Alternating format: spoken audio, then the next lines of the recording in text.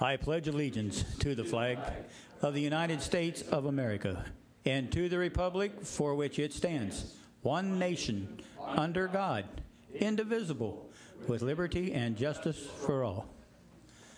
Please honor, it'd be an honor if you'd join me in prayer, please.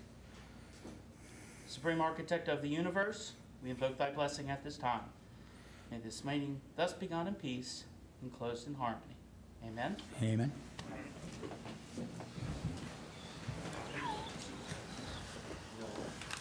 All righty.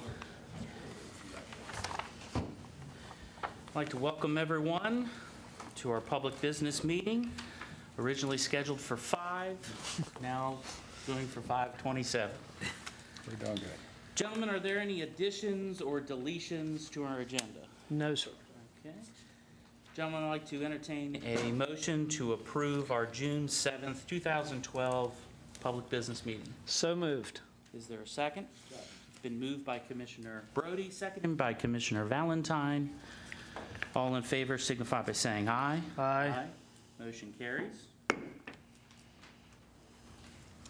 going to suspend for the report of the President in the interest of time.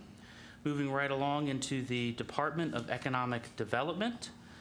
I understand that Mr. Matt Diaz is here to talk about a memorandum of understanding between Frostburg State University Small Business Development Center and the Allegheny County Commissioners. Yes, sir. Good afternoon, Commissioners. Sir. I stand before you tonight with what I perceive as very good news regarding small business development and collaboration between the Allegheny County Commissioners, the Department of Economic and Community Development, and Frostburg State University. A few years back, Frostburg State University gained control of the Small Business Development System Center for our region, which includes Garrett, Allegheny, Washington, and Frederick counties. The lead center for SBDC is housed at the University of Maryland College Park, so it seemed like a good fit to put our regional headquarters in our regional four-year institution.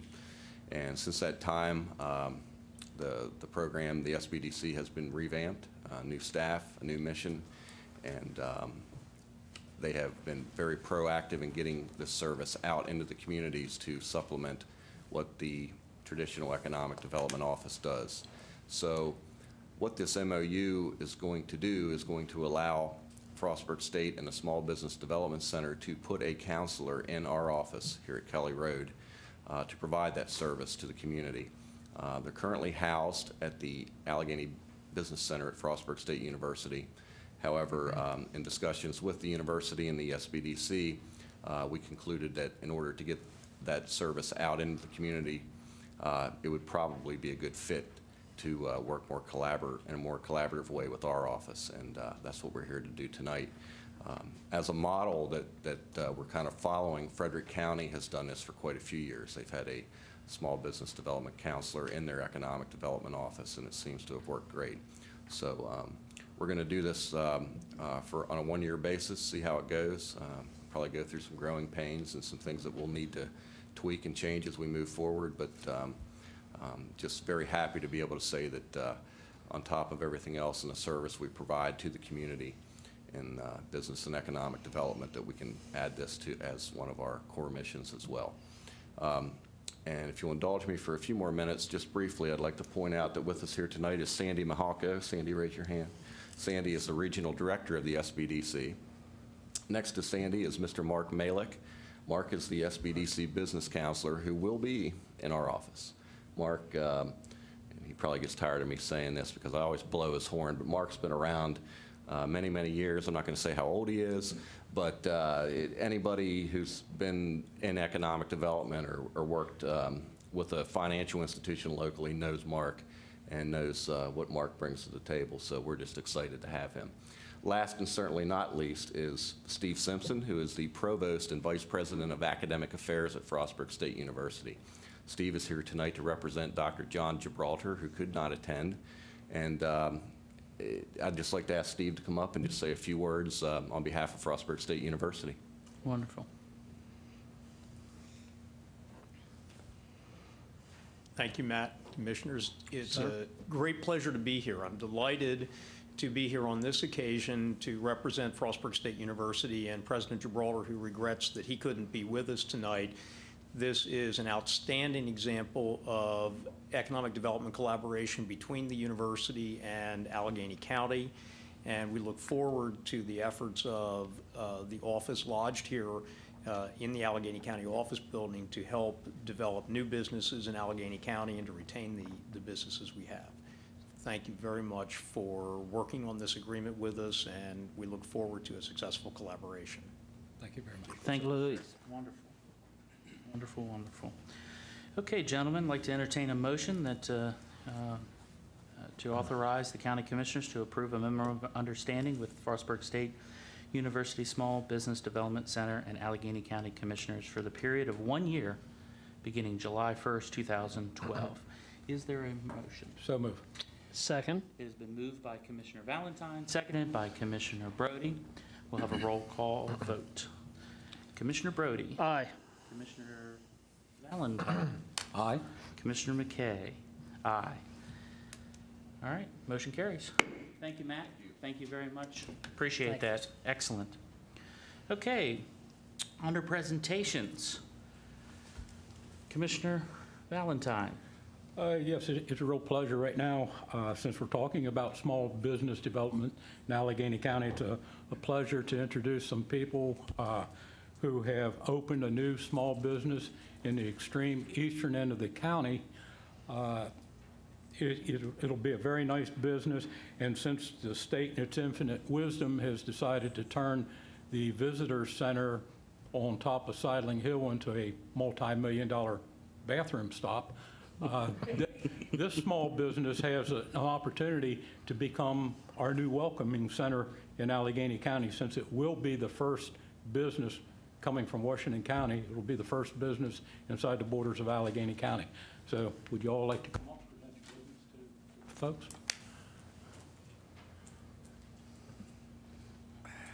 Thank you, Commissioners. It's a humbling experience to be able to come up and explain about the business in eastern Allegany County. I'm Ron Twinney. I'm a resident of Little Orleans, and I have Betty McCusker, foreman, resident of Little Orleans, and then I have the owner of the business, Deshant Sharma. We have an American dream here almost. Deshant came here from India with $200 in his pocket. And I'm going to keep this short because I want him to hear his story. And pumped gas and did other things and what he did. And he became a U.S. citizen the right and legal way. And then he joined the U.S. Army, was crew chief on a helicopter repair, engine repair, and maintenance line for the U.S. Army. So we're very proud of that. I wanted you to know that because it's very important to see that the American dream came true. He now has 3 businesses in this country and doing very well. And he wanted to take the business he saw in eastern Allegany County and improve on what was there. And he's done a very good job, and he's been very open-minded to listen. My background's in marketing and advertising, so he asked my help. So what I want to do is real quick here, I want to really touch on three topics. One is the history of that facility. It was a mini mart called the High Octane Bar. And we felt that once he got into it and we talked a little bit, he wanted to change the image of what we had going on there. So we got together and we talked for a long time, and then starting this spring, we started working on our vision of what we really wanted to do, and that would be a family-oriented operation there. The second thing I want to do is talk about how we change one business into 3 businesses. Betty McCusker, foreman here, got the idea and had little pictures all drawn up of an ice cream shop. They were very cute and whatever. Decided that she'd like to open an ice cream shop. Mr. Sharma went along with it. We took what was a bar and made it a pub. So the sit-down, casual eating for families and bring in their kids. And you still get beer and wine, but you can no longer get whiskey at that location. And we're starting to bring in some entertainment. We have all brand new signs. The front of the building has been painted. We're doing a lot of things. Still a little bit. What we're doing is it's an ongoing project, and we'll be improving as we go. The biggest thing we want to talk about is that, oh, by the way, we will have Sturgis there again this year. Some people feel that we had to grandfather that in, but it'll be a little quieter than it has been in the past, but we do feel that we need to take care of the bikers that come through there, because a lot of those are professional business people, as well as they love to have some fun. The last thing I want to talk about basically is economic development and tourism. And Bill touched on the closing of the visitor center up at Sidling Hill. Seems like Annapolis doesn't feel that we exist much out this way. And it's so important that we obviously get the word out on tourism and economic development. I mean, I was at a Korean War Veterans Association meeting last week when the tourism director for Washington County spoke, and he brought up a very important point. He said that if you took away the complete tourism industry, along with the lodging, restaurants, and all the companies that supply those industries, that could possibly be that the unemployment rate in Washington County would double, and nearly double. And that struck me, and I wanted to make sure that, and I called him up this morning to ask if I could repeat that, and he said, sure. So anyhow, the important thing we're trying to do is, and also they put up all the signs and they moved the stuff down to Hancock at the museum. Well, nobody goes there because it's never open. I've seen that museum open one time, so how are they going to get information for Western Maryland? I mean, we are at the gateway right at the Sidling Hill Creek, and we feel that we can do a good justice to the county and all Western Maryland with tourism by having a tourism booth there and a sign on the highway east and west for tourism. And that's one of the things that we really are pushing for. Now, the other businesses I didn't mention, one is called Sweet Treasures, which is soft ice cream, baked goods, gifts, etc. The second one, of course, is I mentioned the Oak Barrel Pub, which is sit-down, casual eating. And the community is really starting to jump on it. And I'm going to kind of let it go at that because I want you to hear what Mr. DeShant's got to say. He really loves the area, and I feel that his message is pretty strong. So thank you very much. I really appreciate it. Perfect. Thank you.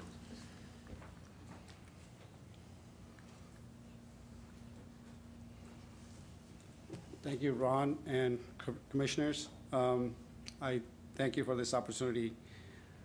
I won't take much of your time. Just wanted to say that we have a beautiful county here, breathtaking sceneries, beautiful mountains all around. It's so beautiful that you want to stay here and spend time here. And I believe there are not too many places like this left in the state, I believe. And today I thank all of you, and I'm sure you guys have worked hard to protect and preserve the beauty of Allegany County, what we have here today. First time I looked at the site, I fell in love with it, and I saw there's a good potential at that site, and we can do much better, and there's much better that we could do there. So I wanted to improve it and to its full potential, so we bought it. It was a dream came true when Ron and Betty came up with the same vision that I was thinking, that we should make that a family-oriented place where whole community can gather in the evening and talk and spend some time in the evening together with kids playing right next to them. And that's where the idea of ice cream and Oak Barrel Pub came along, and we opened up ice cream parlor and the dining area. And we had concerts there, which are very family-oriented. We had one on June 3rd on Sunday after church. A lot of people got together, and we had a band playing where kids were playing also along the band, and even the parents were playing, singing rather than the band. So that was a very good atmosphere. That's what we had envisioned, and that's what we got, and we love it. And that was really exciting. And I thank Betty and Ron for kept encouraging me to do this, and they transformed the place the way it is right now. Both of them have worked tirelessly to make this vision come true.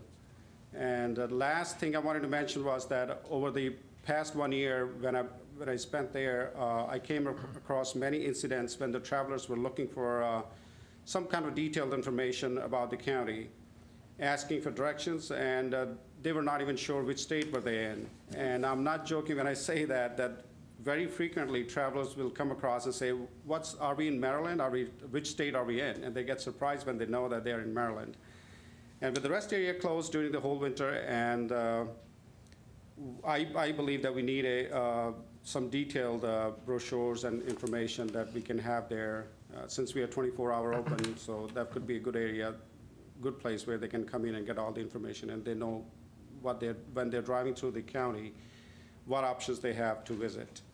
And that's our current project, and that's what we are working on. And with that, I thank you, all of you, for your time. I'll Thank have you, Barb sir. drop that information off to you. All right. So, okay, good. Wonderful. Well, congratulations, 1 year. Thank you very much for your commitment to Allegany County and figuring out how to make it work. So I can take my family for ice cream, right? We can go get something to eat. And you said there was music, so it's an opportunity for me to sing. No. You might want to pass on that, but 2 out of 3 guys. That's not too bad, right there, Danny? That's not too bad. Anyhow, well, congratulations, and thank you very much for your commitment to the county. All right, gentlemen, our action agenda. Oh, my gosh. I know. It's payback. It is payback. Oh, my gosh. The joke is that I tried to limit the amount of words that our county attorney shares with us at our public meetings, and it looks like today is payback. Payback. All right, item number 3, resolution number 12-10. This is $1,500,400,000 Cresaptown Route 220 Waterline Replacement Project Bond Series A. Commissioners, maybe in the interest of brevity, the items 3, 4, and 5, you can vote on them separately, but we'll let our Director of Finance perhaps discuss all 3 together because they're interrelated. Gentlemen, you okay with that? yeah, Okay. absolutely. And I'll help you out a little bit in the process. You don't have to listen to Bill all through you talking. Thank you. As Bill said, three resolutions in front of you, all 3 on projects we've talked about before. We've done bond bills. On all 3, this would simply authorize us to go ahead and close on the loans and receive the funding. These are all 3 USDA loans, and we're anticipating closing on June 28th. So the first one you have in front of you, 12-10, would be for the Cresaptown 220 water line. This was for line, meters, and tank. We did a bond bill on it on July 22nd of 2010. It's going to end up being for $1,500,000 or $1,500,400. It'll be a USDA loan, 40 years at 2% interest. And this loan will be repaid by the users of the system. So that's one. The next one, 12-11, is Cresaptown 220 Water Line Series B. Second part, also for the extension of the water line, $465,000 USDA loan, 40 years at 2%, same terms, and also to be repaid by the users of the system. And then the final one, 12-12, is Bedford Road Sanitary Sewer. This was for the construction of a new pressure sewer system. We did a bond bill for this one, July 22nd, 2010, and it's going to be $473,000. It'll be a 40-year loan at 2% interest, and this one will be repaid with existing ad valorem rates. So with their authorization, we'll be able to proceed and close those loans and essentially be reimbursed for the funds we've already expended for these projects. We fronted the money. Okay, gentlemen, we've been advised to vote on these individually. Is there a motion to accept resolution number 12-10? So moved. Is there a second? It's been moved by Commissioner Brody, seconded by Commissioner Valentine. We'll do a roll call vote. Commissioner Brody? Aye. Commissioner Valentine? Aye. Commissioner McKay? Aye. Motion carries. I'd like to entertain a motion for resolution number 12-11. So move. Is there a second? Second. It's been moved by Commissioner Valentine, seconded by Commissioner Brody. Roll call vote. Commissioner Brody? Aye. Commissioner Valentine? Aye. And Commissioner McKay? Aye. Motion carries. And last, gentlemen, item number 5, resolution number 12-12. I'd like to entertain a motion to accept? So moved. Is there a second? Second? It's been moved by Commissioner Brody, seconded by Commissioner Valentine. We'll call for a roll call vote. Commissioner Brody? Aye. Commissioner Valentine? Aye. And Commissioner McKay? Aye. Motion carries. Thank you, sir. Okay, gentlemen, item number 6 is to authorize the county administrator to attest the signing of the bond documents as the county clerk. Mr. Rudd? Yes, this is really a follow-up to items 3, 4, and 5. There will be bond closings on these later in the month. It will be necessary that we have a clerk attest the signatures of the various people who are going to have to sign the bond documents, and we're recommending that you authorize the county administrator to serve in that role. Certainly. Gentlemen, I move that we accept the motion to authorize the county administrator to attest the signing of the bond documents as the county clerk. Is there a second? Second? It has been moved by Commissioner McKay, seconded by Commissioner Valentine. Call for a roll call vote. Commissioner Brody? Aye. Commissioner Valentine? Aye. Commissioner McKay? Aye. Motion carries.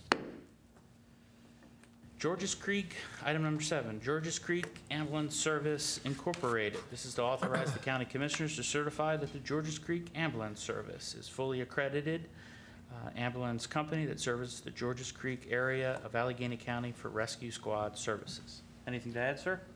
Yes, simply the reason for this is Georges Creek Ambulance has been able to obtain a low-interest loan from a local bank. It's tax-free financing. They need a certification from the county that they are, in fact, a nonprofit providing that service. So it's a formality. It is not the county guaranteeing the loan or any way responsible. We're simply saying they are what they are so they can get a tax-free loan, or the bank can get tax-free financing. So, Commissioners, anyone like to make that motion? So moved. Is there a second? Second. It's been moved by Commissioner Brody and seconded by Commissioner Valentine. Call for a roll call vote. Commissioner Brody? Aye. Commissioner Valentine? Aye. Commissioner McKay? Aye. Motion carries. Item number 7, gentlemen, this was at our work. number 8. Number 8. Yeah, that's good. Item number 8, Mount Savage Historical Society property transfer. This is to authorize the county commissioners to donate to the Mount Savage Jail, tax ID number to the Mount Savage Historical Society and Beautification Committee. Anything else, sir? Also included in the motion is the authorization by you to sign the deed for the property when it's been finalized. Okay. All right. Gentlemen, I believe this was at our Last week's work session. work session. Any questions, concerns? Okay. We will, what's your pleasure? Is there a motion? So move. Is there a second? Second. It's been moved by Commissioner Valentine, seconded by Commissioner Brody. All in, call for a roll call vote. Commissioner Brody? Aye. Commissioner Valentine? Aye. Commissioner McKay? Aye. Motion carries. Item number 9. Addendum to the LaVale zoning ordinance. Mr. Rudd? Last but not least of this group is an amendment to the LaVale zoning ordinance that's been requested by several citizens, including Mr. Schaefer, who we've sat over there in the corner today. In any event, this is to deal with the campaign signs and the LaVale sign ordinance or zoning ordinance, and this motion amends the LaVale zoning ordinance to say basically it says political campaign signs are exempt from the provisions of the LaVale zoning ordinance. So with the passage of this will go away. It also makes it effective immediately upon passage, so it would be effective for this campaign season. Okay. Gentlemen, I would like to make a motion to amend the LaVale zoning ordinance. Is there a second?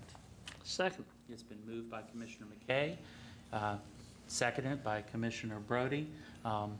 We're going to be under discussion or comments. Yes, ma'am. I did come to voice my opinion on. Please do. Is This will be a perfect time. Yes, ma'am.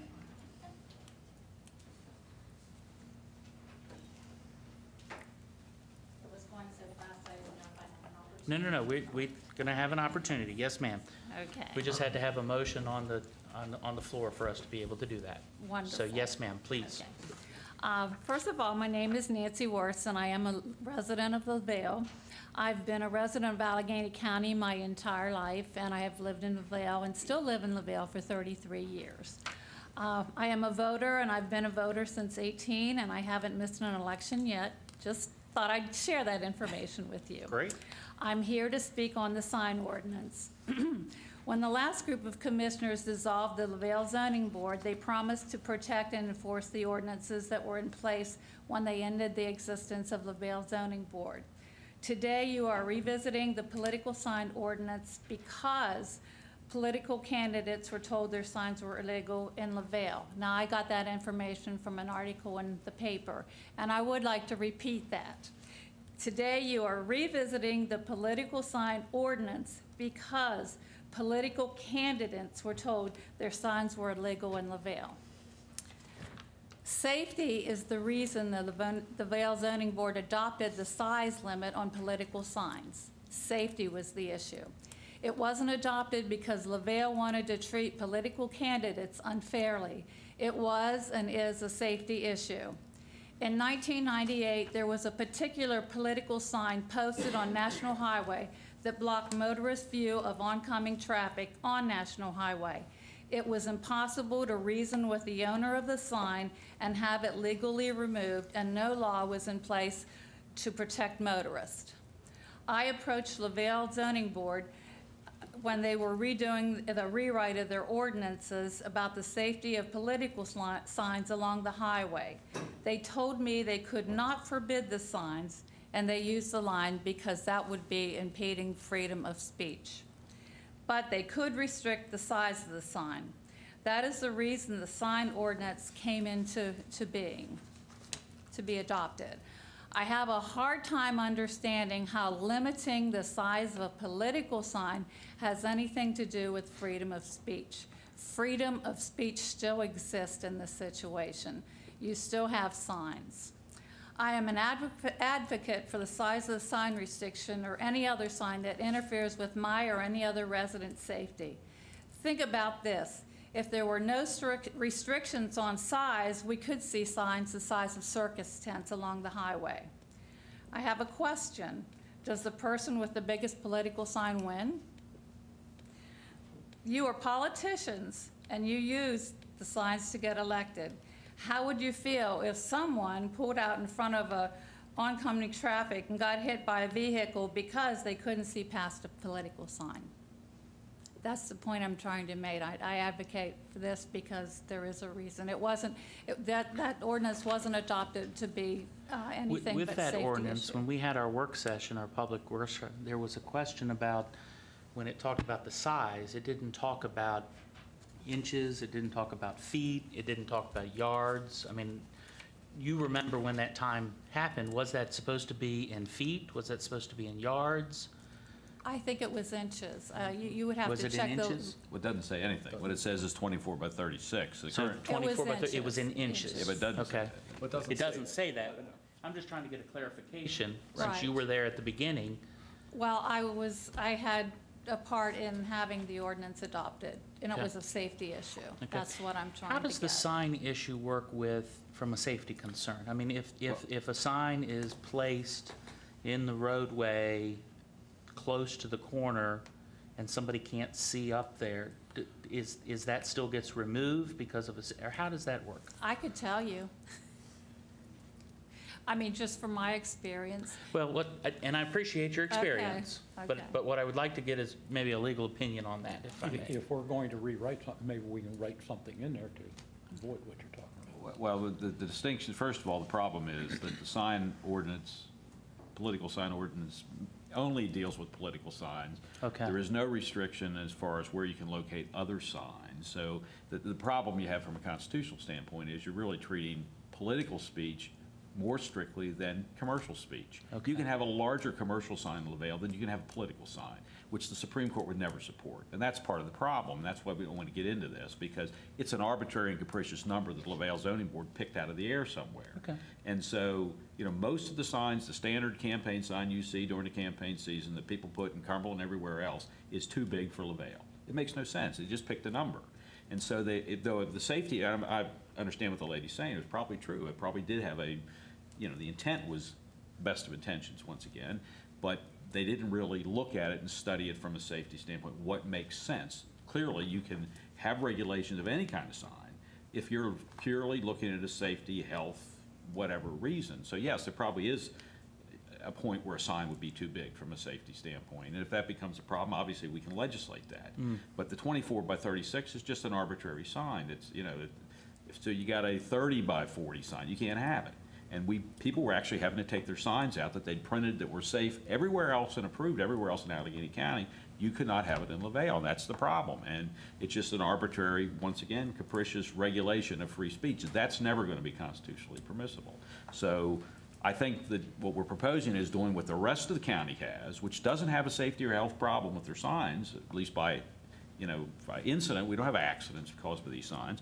If in terms that, if in the future there's a problem, then clearly we could legislate something as to the distance to the corners, something that would make more sense to solve the safety problem rather than having the unintended consequences, basically limiting people's speech. Okay, okay. So, All right, thank you very much. Appreciate you sharing that. Yes, sir. There you go.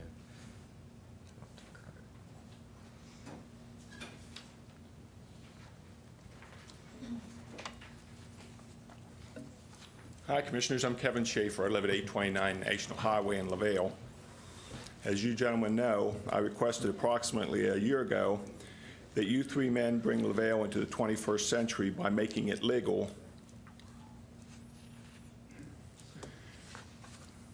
to use political expression in an election season. Let me take you back to the beginning of this story as far as I know it. Started with me posting a 4-foot by 8-foot plywood sign in my front yard, perpendicular to the National Highway, that said, "Do not vote for Roque, Hutchison, or Stakem for County Commissioner." And just to let this woman know, my sign did not block anyone's view of National Highway. State Highway has the right to come by and tell candidates that they need to remove them if it's a state highway, if they're causing an issue with safety. Commissioner Stakem had a similar sized sign on a movable trailer that was parked on the other side of National Highway, approximately 200 yards away, that asked voters to support him. Each side used their political speech right through these signs large enough to be read by citizens driving by at 40 miles per hour. No one, and I mean no one, said anything about the size of my sign or Commissioner Stakem's. Paul Yokas and his civic improvement members were silent on this expression of free speech. In 2010, I decided to run for House of Delegates because my good friend and Democrat delegate, Kevin Kelly, had accepted $6,000 in campaign contributions from the Republican Bobby Early campaign war chest. And I thought that no Democrat would vote for him, and I would win. Since I wasn't accepting $6,000 from Republicans, I used the same piece of plywood that I'd used 4 years earlier, painted over the previous message. My message, Schaefer for House of Delegates.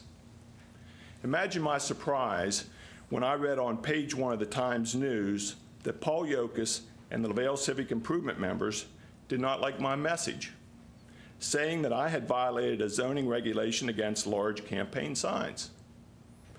They did not mind my message to vote the bums out.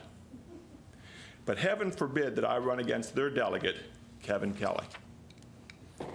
According to the article, Jim Squires, an employee of yours, said, election signs could be governed by one's right to free speech, and each time federal law trumps local law. I thought that was the end of it. But then Paul Yokas wrote a letter to the editor, and I'd just like to note that Paul's not here tonight, and he was well aware of this meeting. So let me read into the record what he wrote in this letter to the editor, entitled, "Oversized Campaign Sign in LaVale are a violation of the law." To the editor, given the political candidates the benefit of the doubt, it is possible that they did not know that there is a zoning ordinance in LaVale with regard to the size of campaign signage. However, after recent articles in the Cumberland Times News, and this article was entitled, "County Likely Won't Order Removal of Questionable Campaign Signs," appeared August 6th, page 1A. And a recent meeting of the LaVale Civic Improvement Association that was open to the public. It should be clear that any sign larger than 24 inches by 36 inches is in violation of the LaVale zoning code. And I'd just like to point out that the writer, Mr. Yokas, is taking writer's prerogative here because, as Mr. Rudd has read, the law says a sign 24 by 36. There are no dimensions. And just to show you how this can be twisted, if he had put in there 24 by 36 millimeters, you couldn't have a sign in LaVale bigger than a postage stamp. It should, continuing on, it should be noted that a statement in the aforementioned Times News article was incorrect. Personnel from the county zoning office were quoted as saying that they had received no complaints about the signs. I personally called as president of the LaVale Civic Improvement Association to ask if they were going to enforce the zoning regulations, as several residents of LaVale in attendance at the association meeting were complaining about the size of several signs. Perhaps at this point, a little history is in order. LaVale zoning code predated that of Allegany County. Several years ago, when the LaVale Zoning Board was abolished, county officials then stated that the county would enforce the LaVale zoning ordinance as it existed at that time. The reason given for the abolition of the LaVale Zoning Board was to increase efficiency and give continuity and enforcement of the zoning laws and regulation. Now, the residents of LaVale are being told that the powers that be in the county have decided not to enforce the existing regulations. It was stated by county officials the rationale behind this decision was that there are several court cases pending in the state that have challenged the legality of similar regulations. Note that those areas saw fit to defend their position in court. As it presently stands, if you put up a sign larger than is allowed in the LaVale zoning code, you are in violation of that code, whether or not the regulation is being enforced.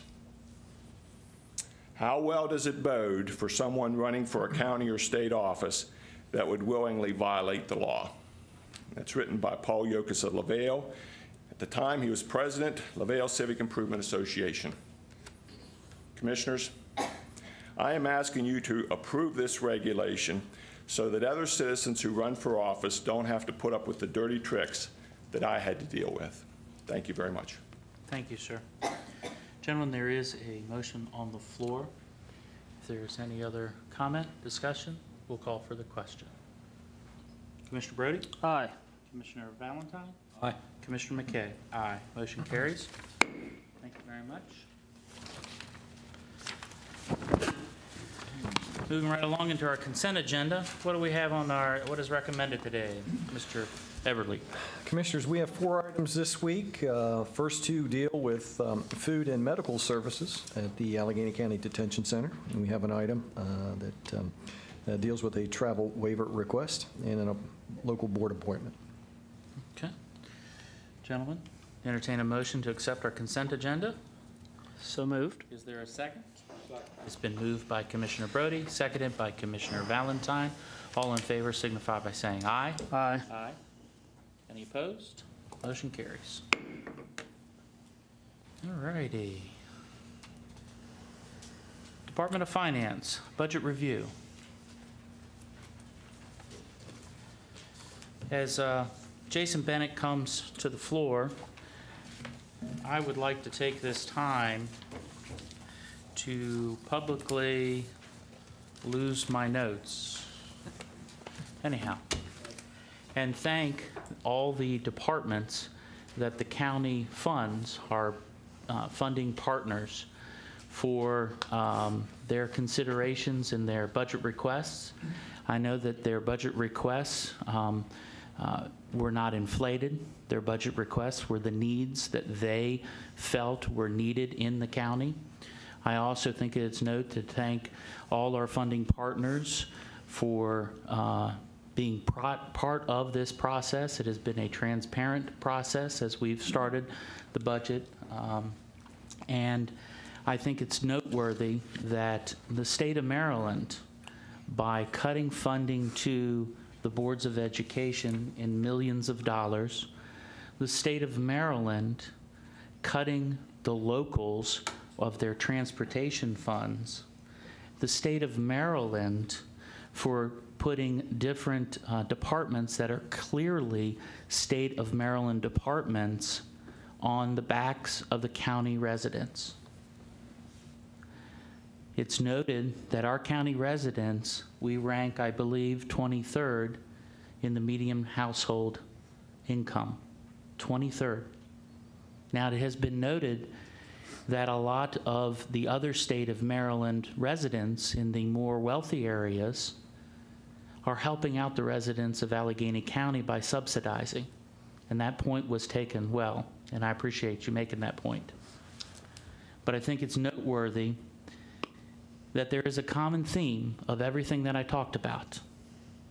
It's the state of Maryland that has put Allegheny County in an opportunity where departments are jockeying for other departments' money. I think Allegheny County, all our funding partners, have done a wonderful job of pointing out the needs. I think they've done a wonderful job expressing the way they believe the budget should be cut up. And I think it's been a banner year, and I appreciate all the departments because they've done an excellent job, and we as Board of County Commissioners should be thankful for that. So, Jason. Well, first of all, I'd like to echo what you said. You know, through the budget process, everyone across the board has cooperated. Everyone's known we're dealing with a pretty bad set of circumstances right now, and it goes a long way to helping my office and the commissioners from everyone cooperating the way they did. So I certainly agree. That being said, tonight's our second advertised public hearing on the preliminary budget, which we presented on May 31st. We're still planning to adopt on June 28th in 2 weeks. So tonight would be the second chance for public comment. But if I might, before we start the public comment, I'd like to take just maybe 5 minutes of your time and clarify a couple things. I think it's worth clarifying. Certainly. So if I might. Please do, sir. Bear with me, a super quick PowerPoint. I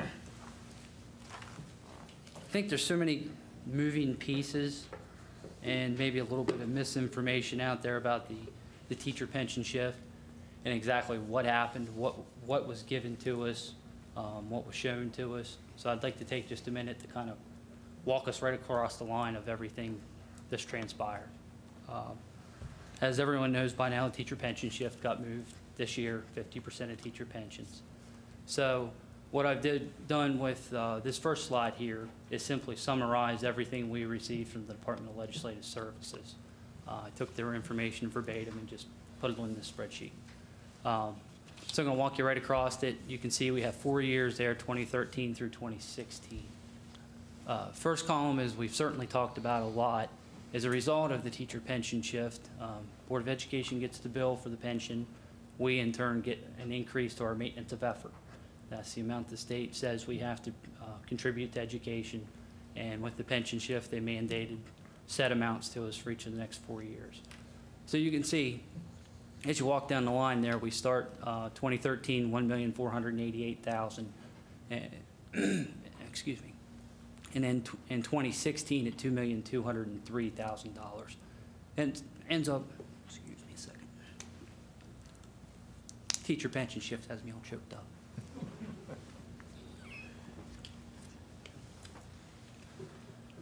So you can see at the end of 4 years, we have a $7.4 million increase over 4 years in the maintenance of effort. Second line there is local income tax revenues. As a result of something the state did with the special session, they phased out exemptions on higher income earners. And as a result of that, Allegheny County obviously benefits a little bit because there's more income to be taxed. In year one, they identified $70,000 to us. And as you move down the next 3 years, you can see it's $48,000, 2 years, and then $49,000. So a total of $215,000 extra dollars. The next line you'll see will be the supplemental disparity grant. This also has been talked about a lot It's $1.6 million every year. And I will highlight that they certainly show it for 4 years. It's only guaranteed for this first year. Now, they've put it on the schedule, so they're showing it as it's going to come to us, but it's only actually guaranteed for year one. So that's $6,500,000 after 4 years. The next line you're going to see there is the indemnity mortgage recordation tax. This is a loophole they basically closed in a recordation tax, and it deals with growth areas. And the state's broad estimate of the effect to us is $107,000 a year. So you can see that $400,000 after 4 years. The next line you're going to see is the local income reserve relief, $245,000 a year. A couple years ago, as everyone's budgets began to take a turn for the worse, the state dipped into the local income tax reserve that was established essentially with all of the county's monies. They used some of that. And then in turn, they said, beginning in fiscal year 13, we, the counties, would have to repay that reserve to build it back up. Our number was $245,000 a year over a 10-year period. So they waived that repayment. The next line you're going to see is a restoration of police aid. There's nothing in 2013. They've slated this to begin in 2014. $353,000 in the first year, all the way up to $371,000 in 2016. It amounts to $1 million. And then the last line you see there is restoration of some health department grants. Same thing here. They don't start these until 2014. First year is $51,000, and it moves up to $93,000 in year 3. So that's $213,000 additional dollars. So the way the state of Maryland shows it, if you look on your far right, after 4 years, we're going to benefit to the tune of $2,026,000. Want to qualify what's there because there's a few pieces there that we really can't count at this point.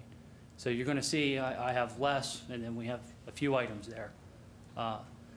First item, fiscal year 13, indemnity mortgage. We chose not to include this in our budget, and the reason we did is MACO, Maryland Association of Counties, put out guidance that they were uncomfortable in, one, the predictability of this income, two, they're not exactly sure it's going to be up and down and all over the place, so they advised to be very cautious with this revenue. Since we're not in a growth area here right now, unfortunately, we kind of feel like we may not see anything here. We might see something down the line, but we're not sure at this point. So we chose to leave it out of the budget this year. That being said, we're certainly willing to watch it this year. And if we see some of this revenue coming on, we'll certainly make a budget amendment. But at this point, we're not going to recognize it. The next line you see there, local income tax reserve relief, total for $980,000. The reason we're backing that off, we didn't budget in this fiscal year 13, that we were going to repay that reserve anyways. We kind of had some rumblings that everything was going to shake out with the teacher pension shift, and we chose to simply sit back and wait, budget the income taxes that we knew were coming in. So as a result, the state wants to make it look like it's extra money to us. It's not really. It's just them not taking more away from us. So we're not going to essentially double count it. So as a result, we backed off $980,000. The next thing you'll see there is police aid distributed to municipalities. They are going to, as of 2014, restore police aid back to fiscal year 09 levels, funding levels. To us, that would amount to about a $65,000 increase a year. The rest of that money goes to municipalities. So it looks like on the screen and in their math that counties benefit, and the county overall does, but our county budget only benefits to the tune of about $65,000 a year. So we've backed off $890,000. It's going to be sort of the same story with the next line, the Restore Health Department grants of $200,000. That's actually money that would go straight to the health department, not to us. So it goes straight back into their budget, so we can't count it here, certainly. So after you do all that math, started at $2 million and take those amounts off, you can actually see after 4 years, we're going to have to pony up $165,000. Then I added one more line here because we really don't know about the indemnity mortgage. So we took off those 3 years for another $320,000. So at the end of the day, over 4 years, you can see the pension shift's going to put $486,000 on us right here. So I just wanted to take some time and kind of clarify what was out there and exactly how we're dealing with it. We think we're being conservative. We didn't want to count some of this money before we had any idea how it was going to shake out to us. We could certainly adjust as time goes on, but the way we see it right now, this is the way it looks. At the end of 4 years, we're left holding $486,000. And going past that, we truly have no idea what's coming. Does the additional disparity grant hang on? We don't know. We certainly know at the end of 4 years, the maintenance of effort increase becomes permanent and part of the actual maintenance of effort formula. So the expenditure side is not going away. We don't know about the revenue side. So just wanted to simply clarify where we stood with the teacher pension shift. Not terribly painful this year, quite honestly, but we reserved some of our excess money this year, $56,000, to help soften the blow in the next couple of years when it gets more and more difficult. And then just one more slide for you. I just wanted to show, without all of the numbers, the two biggest pieces of this puzzle. First, on your left is the maintenance of effort increase over 4 years. It's $7.4 million. And then the second line you see is the supplementary disparity grant, $6.5 million. So you can see just between those two, and they're the two kind of main cogs of this thing, there's an $896,000 gap, and that's a gap that we have to make up. So I just wanted to take some time to kind of highlight that, and once again say, over the next 3 years, that 1.6 isn't locked in stone. Certainly, they've promised it to us, but it's not set in stone. So that's the reality of what we're dealing with, and that's how we're going to treat it and move forward. So that's why we've made some of the tough decisions we've made.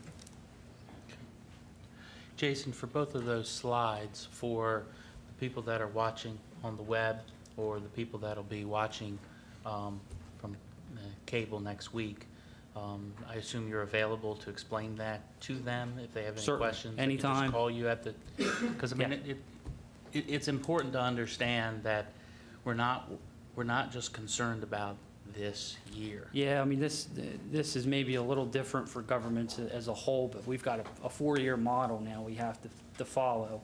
So, you know, we're trying to plan accordingly so that at the end of 4 years, we don't have a surprise waiting on us. I'm sure the state will come up with other surprises, but we don't want it to come from this. So I'll make this available on the website as well, and I'll put some contact information up with it. So if anyone wants to call, I'll be happy to explain. Okay. So, Is there a problem with the numbers between 14 and 15? Because it actually shows a drop in the maintenance of effort. what happens there is, in 2015, federally, make sure I get this right, federally funded reimbursement relief of school boards kicks in. So for federally funded positions, they'll kick in at that point and take care of those pensions. They're not on board in the first 2 years, so that actually ends up being a little relief to us, and it'll also be a little relief to the Board of Ed. So that's what they've done there. I don't know why they chose 2015, but that's the year it shows up. So that's why you have a little dip. Any Okay. other questions? Okay. I guess we'll move right into the public Yeah, with comment. that, if it's okay, we'll go ahead and start with public comment if anyone has any. Certainly, certainly. I've got the list here. First, we have Pat, I'm sorry, help me. Pat and Christie left. They left. Yeah. Okay, well, they're gone. Okay.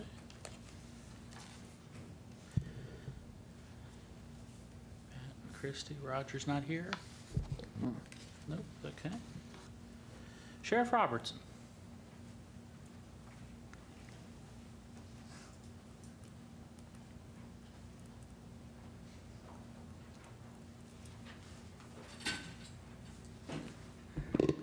Thank you, Commissioner. I guess it's only fitting. This is, of course, the end of the budget year for the county. And it's kind of been a trying year for me because this is the first anniversary of the merger back from the Patrol Division back to the Office of the Sheriff. And the only thing I wanted to do was actually commend Jason for all that he's done. It was trying, you know, trying to figure things out, trying to work things. I know with Captain Cutter and myself, I think Jason's tired of getting phone calls from me questioning about the budget, where we stand and what it can do. And I just felt it was only fitting that I stand before you and let him know and the commissioners know that it's been great working with Jason. I've learned a lot with him, and I think we're pretty much on track, I believe, for this year for our budget. So we are trying, and I do thank all the help that Jason has given us over this past year. Okay. Thank you. Thank you, Sheriff. Thank you, Jason. Captain Cutter?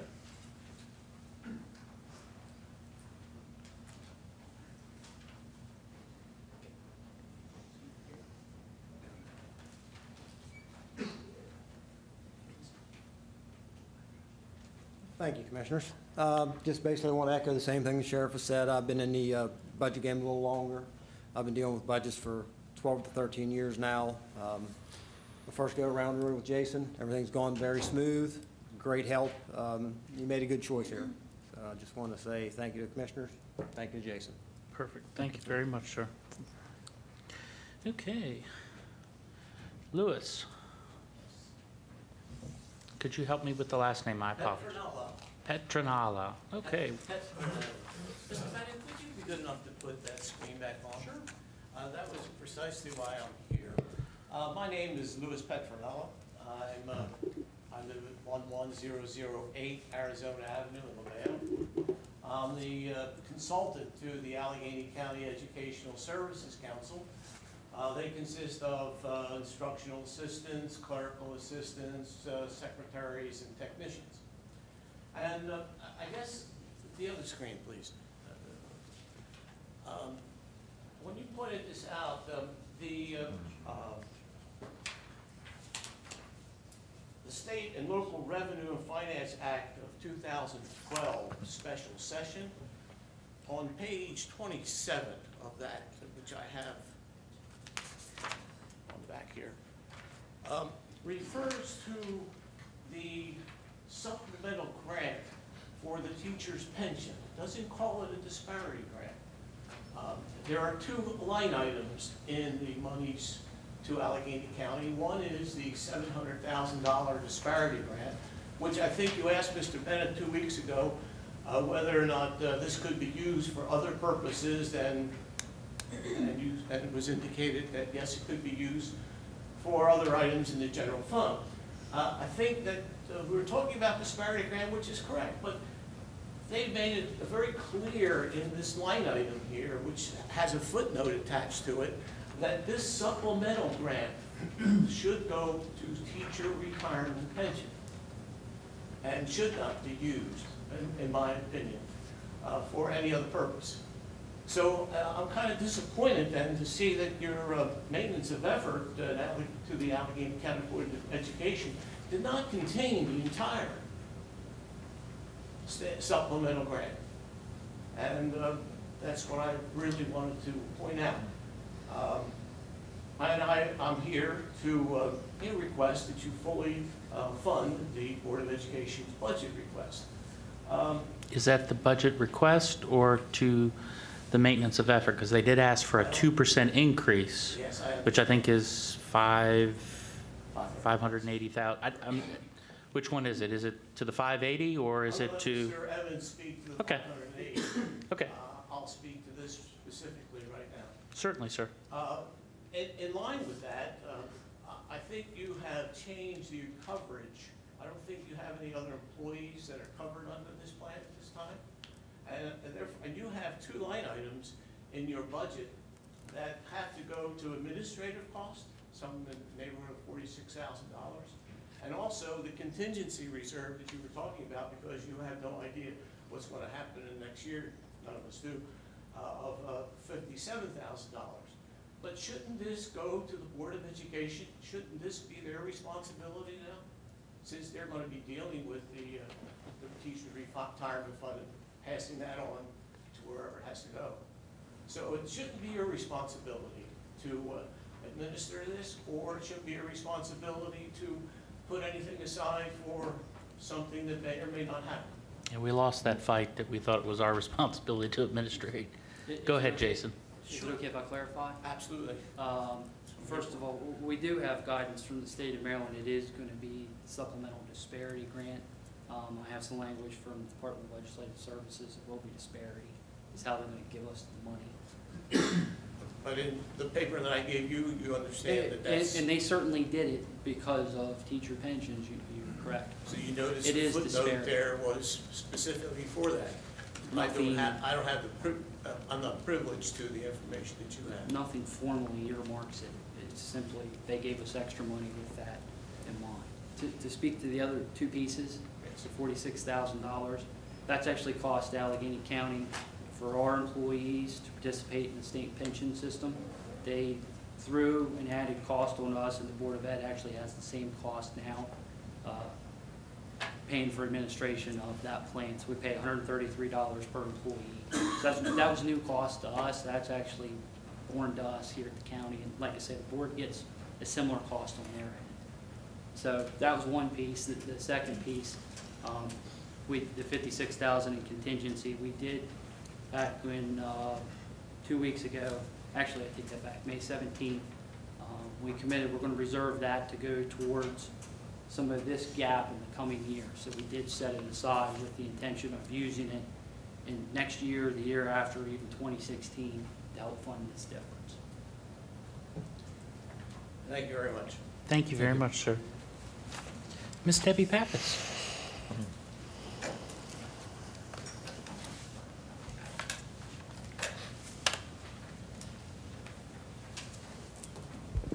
Good evening, gentlemen.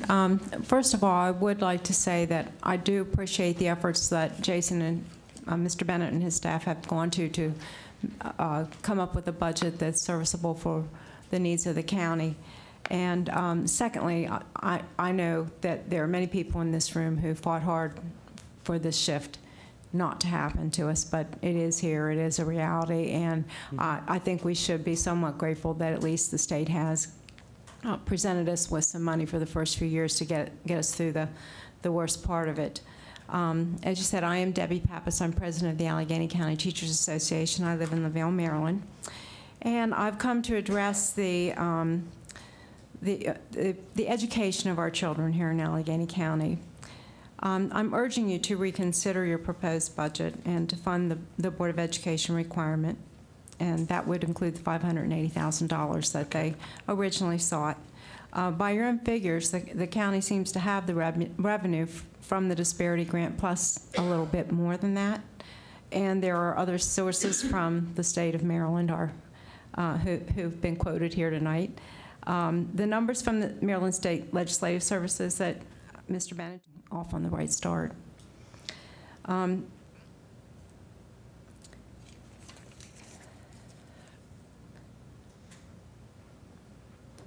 It's very frustrating to see the Board of Education continually drop in the budget from 46% of your budget in 1995 to 35% of the budget today. The state average hovers around 47% for maintenance of effort, and we're at 35 now. Your actions will be a clear indication to the public of how much or how little we value education. If you choose to, you can choose to fund the Board of Education's request. Again, I urge you to reconsider the bare minimum amount that you have allotted to our schools. And as my ribbon says, do your part for our schools. Thank you. Thank you. Okay, Mr. Evan West.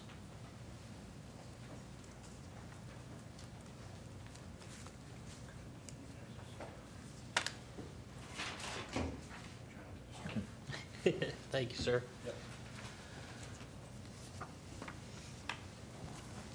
Commissioners, thank you for this opportunity, and thank you to Mr. Bennett and his department for What I see is a very important clarification of what was initially reported in the proposed budget, and especially in the PowerPoint presentation of the proposed budget. If you look at the PowerPoint presentation, you kind of get the impression that there's, there's nothing coming from the state to help us defray the cost of the pension shift. And I want to go on the record. First off, I'm Evan West. I live at 403 Bell Street in Cumberland. I am the UNISERV representative for the Allegheny County Teachers Association. I'm also the father of a son who's a rising third grader at Westside Elementary, and one that just graduated with Commissioner McKay's daughter from Allegany this year. So I have a vested interest. Also, I'm a former educator, was an English teacher at Allegheny County, Allegheny High School for 3 years, and 2 years at Braddock before that. So I have a vested interest in what the county decides to do with respect to how it funds schools. The statement's been made that this problem was created by the state, and I don't think you're going to get any argument from those of us that fought as long and as hard as we did to prevent the pension shift from coming back to the counties. We lost an important ally in that fight when Governor O'Malley decided he was going to be flip-flop and be in favor of the pension shift, and that's been problematic from from the beginning of this budget cycle up until now. But I want to make sure that that it's clear that now it's time for us as a county to decide what our priorities are. This isn't completely a mess that was made by the state, and as you can see from the shifting or from the total package of the pension shift, regardless of how you what numbers you choose to acknowledge, what numbers you choose to say, we're going to get this portion of money, we're not going to get this portion of money, it's all a projection into the future. What we know right now is that the state has provided more than enough. And as a matter of fact, to the tune of about $560,000, as Mr. Bennett's pointed out, this fiscal year, to cover the obligations of the pension shift. It does come back to what we feel we should be prioritizing as a county. This is what we're going to do with that, and how we're going to project, and how we're going to plan for the future. I want to say that there's been quite a few numbers in terms of the county's commitment to public education over the years. The number that's quoted as the percentage of the county's budget at 44.5% of the total budget being spent on education. That number is, when you're looking solely at K through 12 education, is 34.5%. And as Mrs. Pappas pointed out, as of 1995, that number was as high as 45%. We don't live in a wealthy county, and I'm not saying that it's necessarily the best policy option, to maintain a percentage that's just not workable for a county that's as not as well off as we are. But I think that when we're in a situation like this and we're talking about making tough choices, the tendency is to constantly come back to cutting as being the only tough choice we can make. We don't have to simply use the knife when it comes to making tough choices. We can also look at where revenue can come from, and we have we have right now a situation from the state where, again, we have, I think, a little more money than we thought we were going to end up with. I think that, when we were talking about the doomsday budget especially, a lot of what we're talking about right now going into effect with, for the budget was the byproduct of the effect of looking at what the doomsday budget was going to do. Well, we're not in that situation now. The doomsday budget is not real. The folks sitting in this room, myself included, a lot of the folks wearing orange ribbons, we went down to Annapolis and we testified about the doomsday budget. We told them what a devastating impact it was going to have on our communities and what a devastating impact it was going to have on our schools. We also told them we don't like the pension shift. We sort of felt like it was inevitable, but it's bad policy, but it's something we're going to have to learn how to adjust to. And I think that there's been a cushion here for us to be able to adjust to that, and I think we probably need to look at that a little bit more closely as we go forward this year. Mrs. Pappas already talked about the reduction in the reduction in funding and how it's going to affect the classroom. As I said, my son's a rising third grader at Westside Elementary. Due to the cuts that the school system's already looking at, the position of special ed facilitator at his school is going to be cut into a half-time position. That person's going to be back in the classroom for half of the day. My son was recently diagnosed with a condition known as dyspraxia. He will be receiving special education services, and I have to tell you that it frightens me to think about the reduction in the amount of services that my son would potentially be, and not just my son, but every student in that school that happens to be in need of special education services, when you think about how those positions have had to be reallocated because of the cuts. Further cuts would be even more, it would have even more of an impact in the classroom. We're talking about now looking at programs and looking at staffing reductions that will have a direct and immediate impact on the classroom. We're talking about programs, and Mrs. Pappas mentioned the pre-K program. One of the time-honored programs in this county has been the outdoor school program. I'd hate to think that the school system would look at that and say that, you know, this is low-hanging fruit. But when you talk about that as compared to the number of people, the number of grown-ups you have in front of the students, I might, you know, if I'm sitting in the position of a Board of Education member, I might have to look at that and say, you know what, that might have to be on the chopping block. You know, you talk to anybody in this county that's gone through that's gone through public schools, and they'll tell you that the one clear memory they have of having gone through this public school system is having gone to outdoor school and how much it meant to them. It'd be a shame to see that program go. And I'm not saying that's absolutely what will happen, but when we're talking about, you know, what's left to do, that's about it. The other thing I want to touch on is the effect of cutting education spending on the ability of our county to grow economically. We've had several presentations about small business and what small business means to this community. I know the two of you are small businessmen. There's a multiplier effect of education spending when it comes to economic development. Most economists will tell you, most studies will show that for every dollar that's spent on public education, there's a multiplier effect in the economy, in the local economy, of $1.50 to $2 more than what that money, than what the money was that was spent at the county government level. You know, over the course of the last 4 years, the school system's lost 90 jobs, and as one board of education members put it, if this was any other industry that had lost 90 jobs in this county, we'd be panicking. Because the loss of the economic input back into the economy would be so huge. Think about it this way. Those are going to be 90 new families that probably won't take out mortgages, that probably won't buy homes here, that probably won't buy cars here, that probably won't shop at our mall, that probably won't get their shirts dry cleaned here, that probably won't need their plumbing fixed, that probably won't need any number of services that that money would go back into. Do you know, and I apologize, No, it's no problem. 90 is a very important number. Yeah.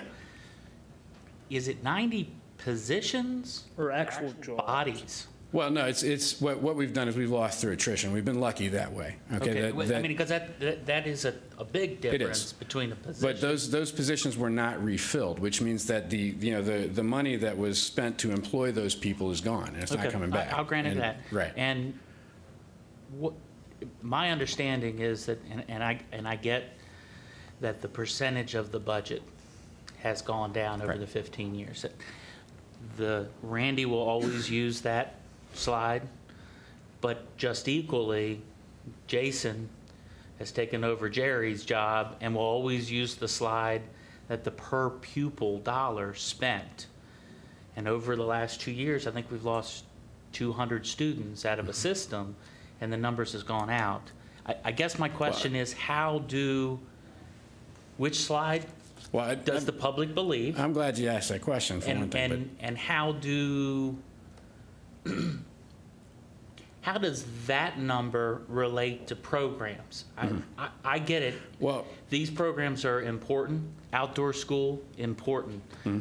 Special ed, I understand that those are definitely important. And I'm not on that side to discuss with Randy which he's cutting, but no, it's more than programs. Okay, and that probably needs to be highlighted. Right. That this cut is actually cutting more than just program. It's being highlighted programs. Well, I mean, programs are big. I mean, and especially considering that some of the programs we're talking about are services that are provided by the school system that the citizens of this county can't get anywhere else for free.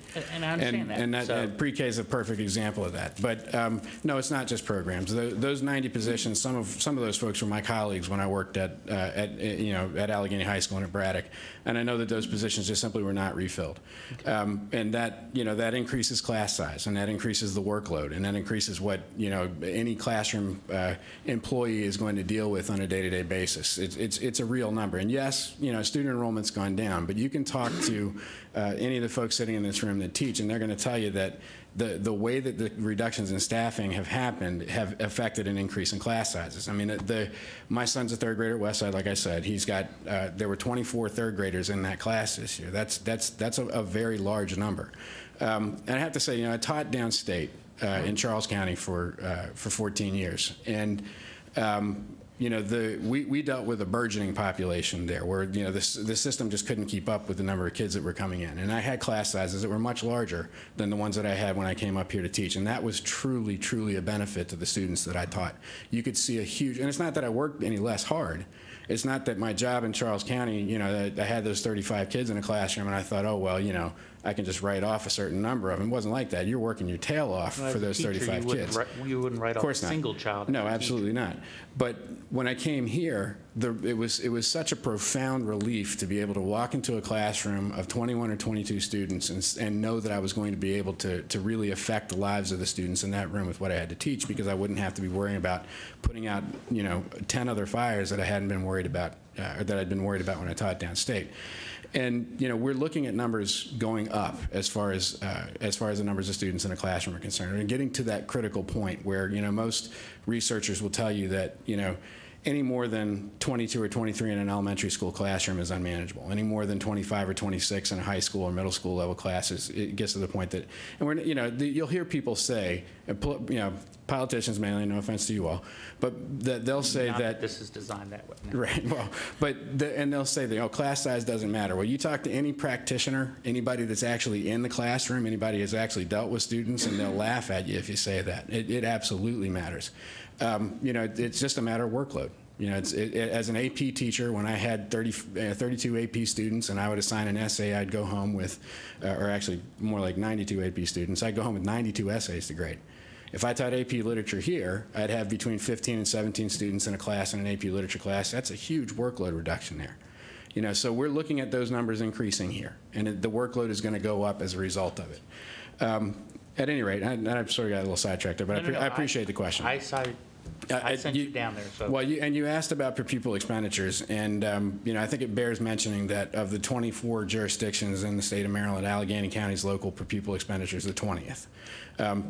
As you mentioned, we have median household income that probably ranks us at 22nd or 23rd in terms of doing well. Right, exactly. But you know, what it comes down to is whether or not, you know, we're willing to invest in you know, in making sure that we maintain the quality of education that we've been able to enjoy in this county. And as I said before, you know, we talk a lot about, you know, making the tough choices with the knife. Well, sometimes, you know, you need to make the tough choices with the wallet. You know, and I think that's what I was going to say. That there's been the question back to some of our members when we've asked the commissioner. We said to the commissioners, this is what we feel is our priority. Well, what do you think we should do? And you know, my reaction to that is that that's a decision that you all are empowered to make by being elected to the positions that you're in. But if you're asking for my suggestion, and we are asking I would say that the money that was allocated by the state through the supplemental disparity grant should be allocated to the Board of Education. And I think that you know, there are proposed and have been proposed you know, decreases in property taxes that, and I'm sorry, this is my opinion as a personal citizen and not as a spokesperson for ACTA, but that are essentially symbolic. They don't really give a whole lot of relief to the taxpayer. But do they raise it? No, as far as I know, you haven't. But no, we haven't. But that's you're correct. Right. It is symbolic. Right, and we would concur.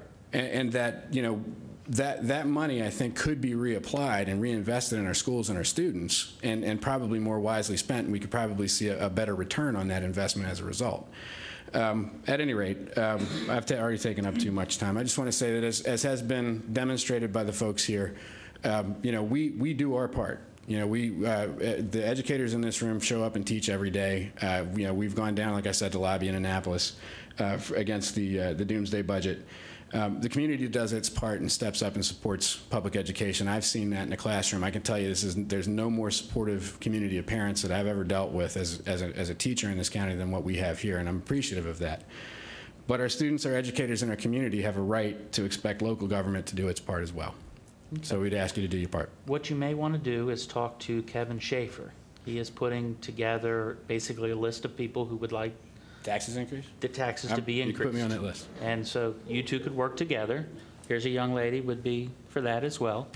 And no, seriously, that it's important. And as I have had colorful discussion with Mr. Schaefer, right.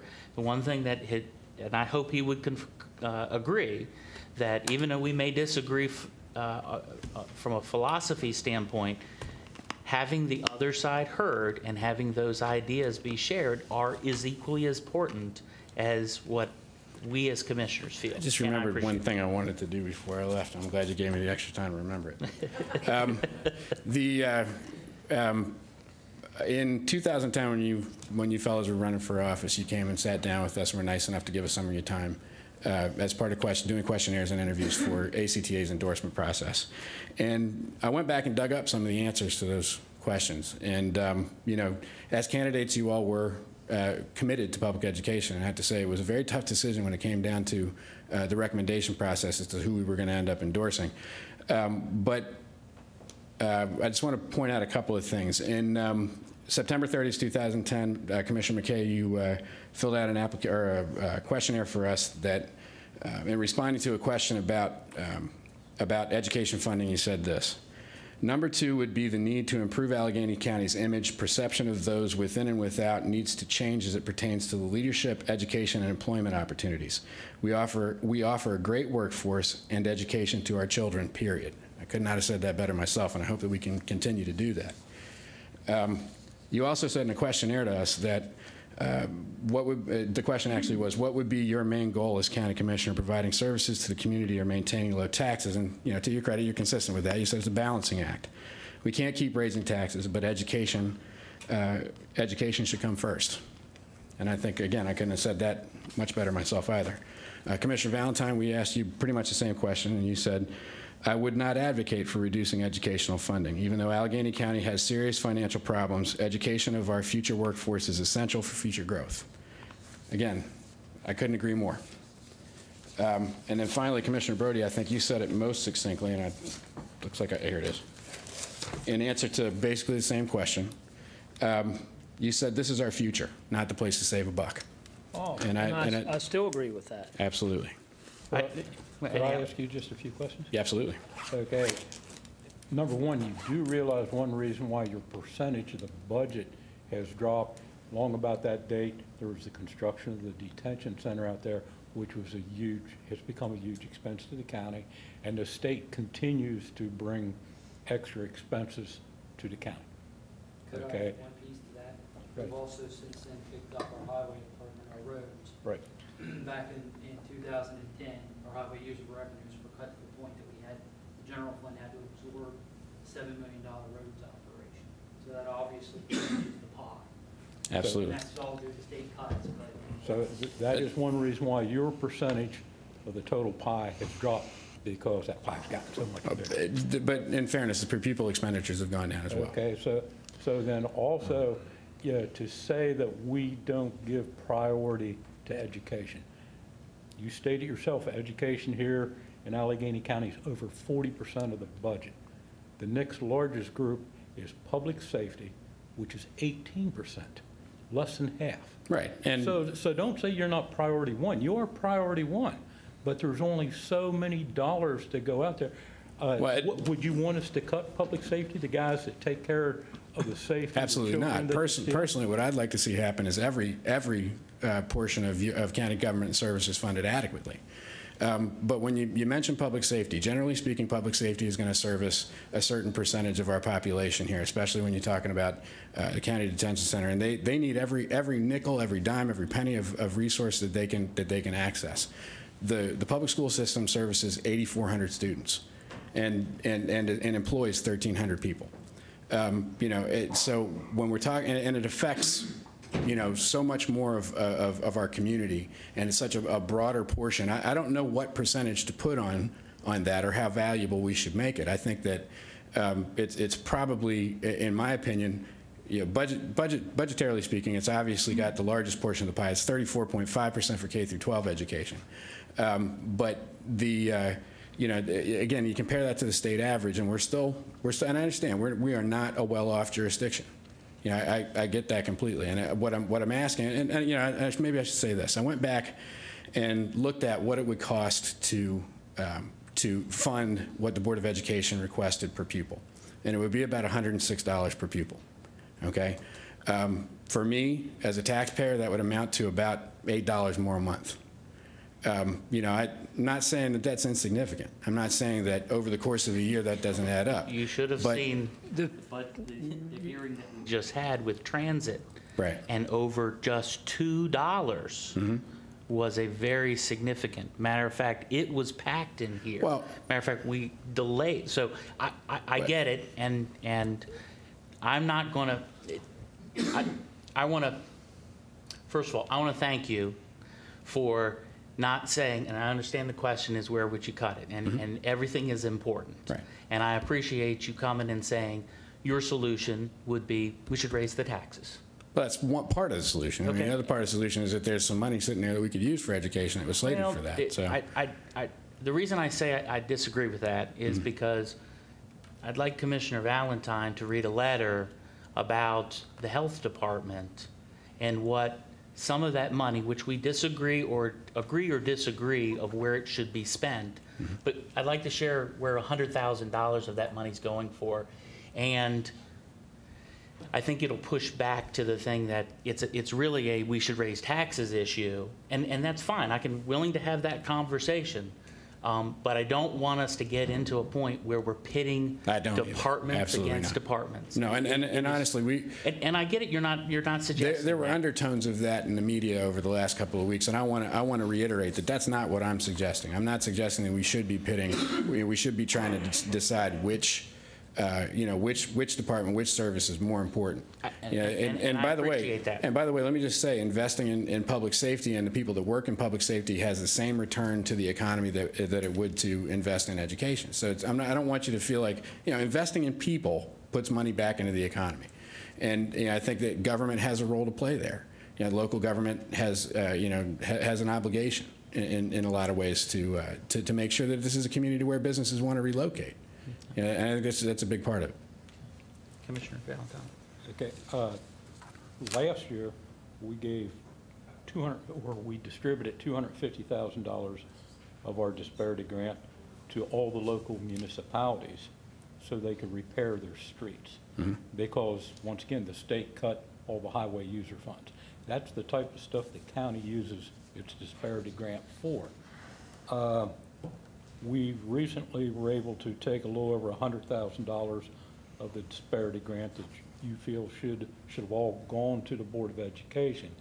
We used that money so that the health department could fund a program that they feel is quite important. Can I just the letter we got from them just recently said, we would like to extend our sincere appreciation for the additional funding that you granted to the Allegany County Health Department for use in the outpatient mental health center. This funding has allowed the adult partial hospitalization program to remain in operation. This program serves adults 18 and over and literally saves lives. So if we can save lives in this county, I think I'm 100% behind that, Commissioner Valentine. I have to say I worked at a partial hospitality program, and I can tell you what the value of those programs are. I think we're talking about two different things, though. I think what we're talking about is the disparity grant from the state, and then what the supplemental offset grant was as a result of the teacher's pension shift. Yeah, well, see, that's the we agree to disagree. Okay. You are saying that supplemental is 100% for Board of Education. That is not the clarification that we have gotten. And you're right, we do disagree on that. And I think that, it was a result of the teacher's pension shift that supplemental grant was included. So, the one hand gives, the other takes away. And I understand, my personal opinion is it's terrible policy. You're not going to find any disagreement from this. Hey, please, we need to give Mr. West a... You're not going to get any disagreement from me on it being bad policy. And I think the State Education Association, ACTA, it's absolutely, because what we're talking about here is a shell game. You know this, and I know that. I agree 100% we're going to take this money from the state, we're going to give it to the Board of Ed, and they're going to send it right back to the state. Why not just keep it? And give us what we need to fund education. And I understand that position clearly, but we have this. We have this now. We got to do something with it now. And what I'm saying is that the priority should be, if it was earmarked for education, that's where it ought to go. The other point on that supplemental disparity grant that you're talking about. Do you know what the total cost of that pension plan will be year 5? I don't think anybody does. Around $214 million. You're talking about at the state level. $2.14 million. Okay. what it'll be. Okay, so we are using what we haven't spent this year. We've got to, year 5, we're going to be paying that bill totally the way it looks. Okay? There's no guarantee that we're going to get anything after year 1, 2013. That's the only thing the legislation said. Everything else comes through the BRFA. Right. You understand that? Oh, absolutely. Process? And all right, so I also understand I'm quite sure in your own home, if you need a new car, you can't afford it today, you're going to say, well, I'm going to have to start putting money back so I can't afford that car in 2 years because the other one's not going to be there. We've got to put some money back because year 5, all of a sudden, if we get that bill for $2.14 million, in year 6, it's going to be higher than that. Year 7, it's going to be higher than that. And that constantly also goes on top of our maintenance of effort. Right. What I know also, though, is that I'm done making predictions about what the state's going to do. Okay, that all of us have been bitten by my members have asked me, what do you think is going to happen? And I've said, here's what I think is going to happen, and then that didn't happen, so I had to give them a different prediction, and so on and so on. This we know is what we're going to do for 2013, or what we're going to have for 2013. Okay. And I'm not disagreeing that if you can see a storm brewing in the future, it's a good idea to get your umbrellas out, okay? But what I also would say is that, ACTA, MSEA, our members, the people that we're in contact with in the community are ready to go to bat to make sure that the state does what it said it was going to do, and then some, in my opinion. They have an obligation to do that. They're the ones that have put us in this situation. Like I said, our members were down there fighting the fight against the doomsday budget. We were, members in Garrett County were down there fighting for the BRFA because there was a carve-out up there that was, was going to do a lot to help save some of those positions up there. We fought our rear ends off for that. We're willing to do that for Allegany County and for the students in Allegany County as much as we can. That's how we do our part. And what we're asking is for you all to consider doing that. And I understand that there's differences of opinions on how the pie needs to be divided up. But these are our students we're talking about. And I think that's the important aspect of that. Well, Mr. Schaefer will want to see you after. I'm sure he will. I'll sign that petition. Perfect. Yes, ma'am.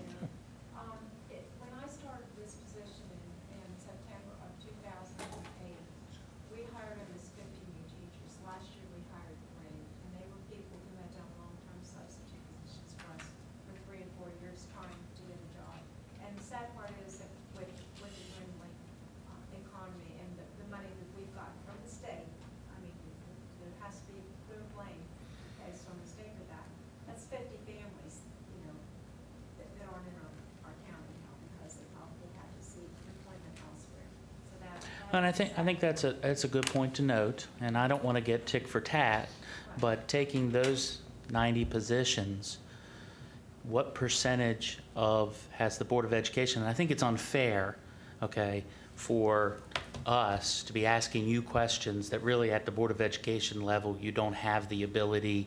I asked you, Evan, about programs. I asked you, I tend to believe figures lie and liars figure, okay? It's just as simple as that, and both sides does it, okay? They do. That's how the state did it. It happens. But that being the case, what percentage of the Board of Education has been decreased for 90 positions? I mean, board offices, or are you talking about? I'm just overall of not how many do we know how many the Board of Education employs? About 1,300. So 1,300. Right, and that's down significantly from its high of about, I want to say about 1998. Okay, well, I just from the Allegany County standpoint, in the last 2 years, we've reduced by 18%. Right. All right, and that's a philosophy difference. I mean, maybe 2 years ago we should have raised taxes as well. That being the case, we agree to disagree, and please don't take it as the Board of Education is not here for us to ask those direct questions, and we probably should be doing that, and I apologize for that. So, all right. Probably the greatest enemy of all, which somehow should be changed, is that magical student wealth formula that they've got down in Annapolis. If it wouldn't be for that, we wouldn't be here having that conversation, because you guys have an extra, $15 million that you could be working with. We were down there and you all came down and helped us with it, and we fought Right. for last year and this year to get that percentage cap to 5%. And that, you know, we, 5% of total, you know, reduction in state aid. And that's something we can definitely jump. Well, even that's only a Band-Aid, though. They need to change the whole formula. They need to look at their chart and says, yeah, Allegheny County's the poorest county in the state of Maryland, so their students cannot be second to the wealthiest students. I mean, that's where a lot of the problems are. Thank you for reminding me that we actually went down and helped out to fight for that. So the issue of commitment to education, high school, money for a new Allegany, going down and trying to fight the good fight for the Stop the Shift, and I appreciate you bringing that up. It goes back to what I said at the beginning before. It's a shame that, in theory, we're jockeying against each other for a pot of money. And I believe the state put us in that. Mr. Schaefer would say that the policies of the commissioners should be raise taxes to make up for that difference. And he and I on a daily basis, not daily discuss it, but we have that, but it's a mutual respect. So, okay. You know, it is unfair for everyone to come in here and have last names I can't pronounce. John Reschline.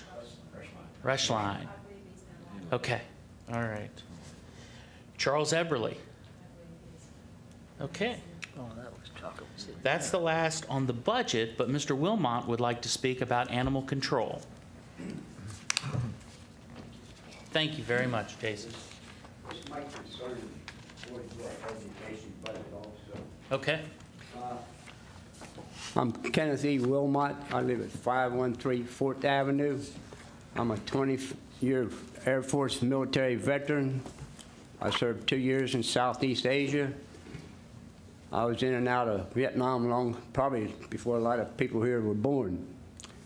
Anyway, last week I spoke on the animal control shelter to the fact that when I call to report a stray dog, that I can't get through to the police department. Well, that's a violation of my civil rights. When I called 777-1600, I expect to get the police department, not some dispatcher who has a crystal ball and say, oh, gives you 64 questions to pass and say, well, it's not a dangerous dog. You don't need to. The animal shelter don't pick up stray dogs. Well, last Thursday evening, I left here. I was across the railroad tracks and up Bell Street, and what do I see? A big white pit bull running loose. I get on my cell phone, I call him, I get the same third degree. 64 question test. I said, look, that dog needs to be picked up. Well, we'll see what we can do. Whether it was ever picked up or the police department, did not get through. But anyway, I got a question. What is the new budget? A couple questions. What is the new budget for the animal control shelter? Jason, what's the exact number? Hang on 1 second, I'll give you the exact.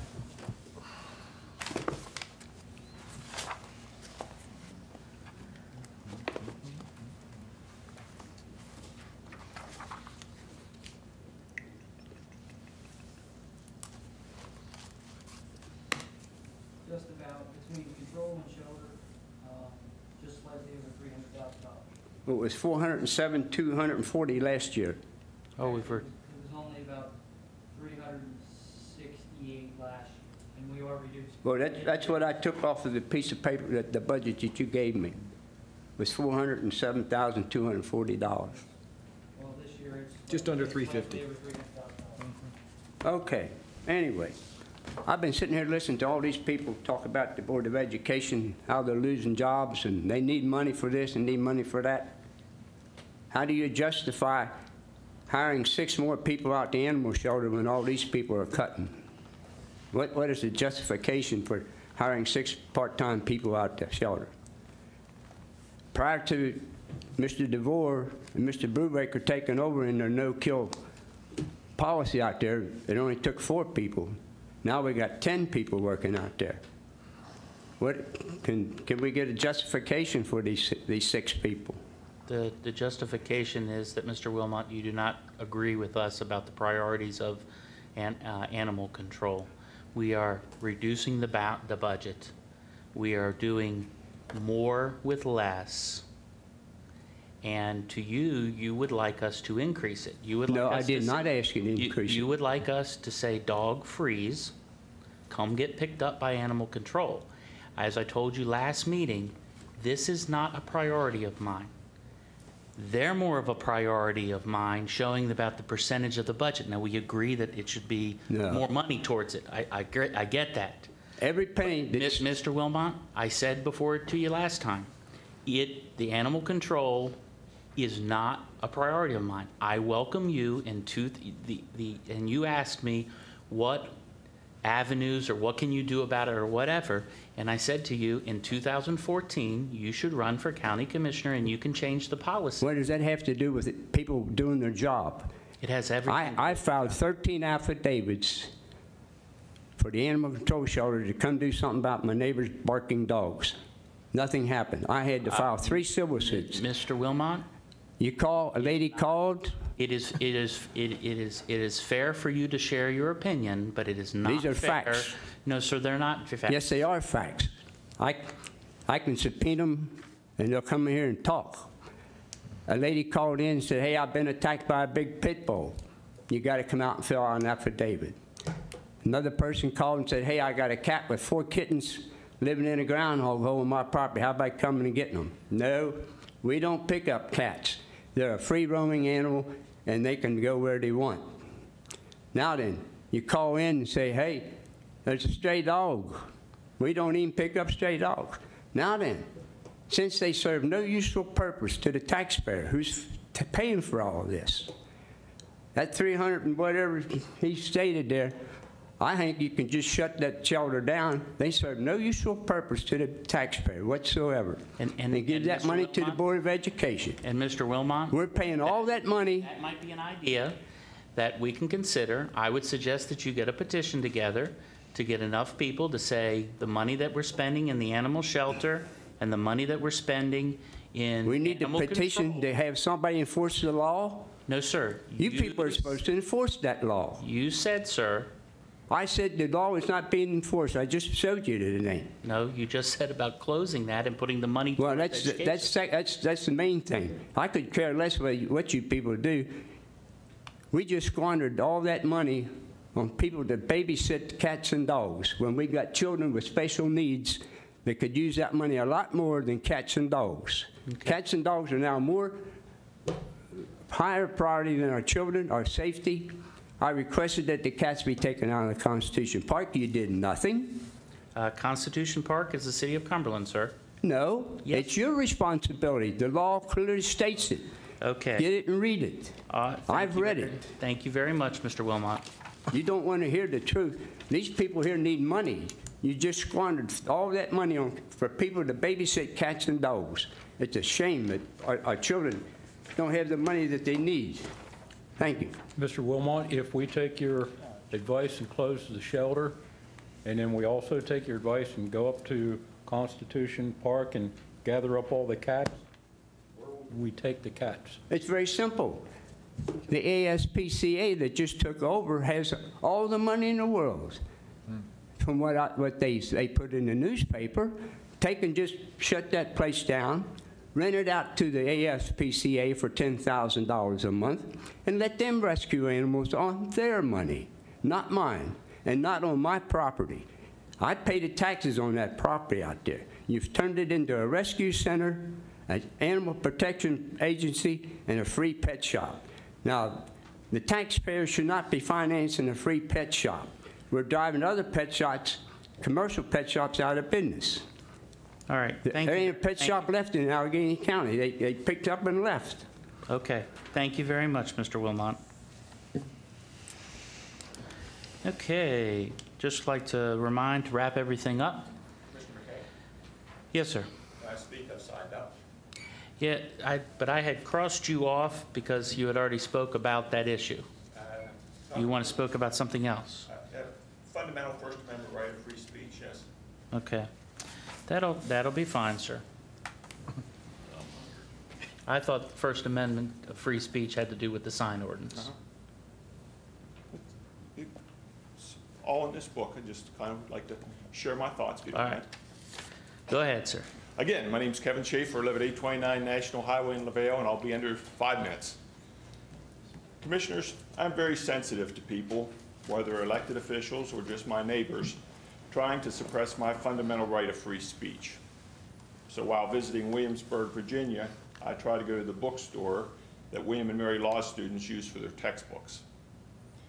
I bought a book written by Christopher N. Fairman, subtitled Word Taboo and Protecting Our First Amendment Liberties. I thought so much of this book and its content that I bought a copy for the LaVale Library. So after getting approval from the library's board of directors, the librarians put this book into circulation, and it has been in circulation for about a year. The book's title, F***. Some of my comments come from this material in this book. F*** the draft. April 26th. Please. Bear with me, Commissioner. I think you'll see where I'm going. I'm fine, but if you could maybe use the word beep. Kevin, please. I have been respectful to you.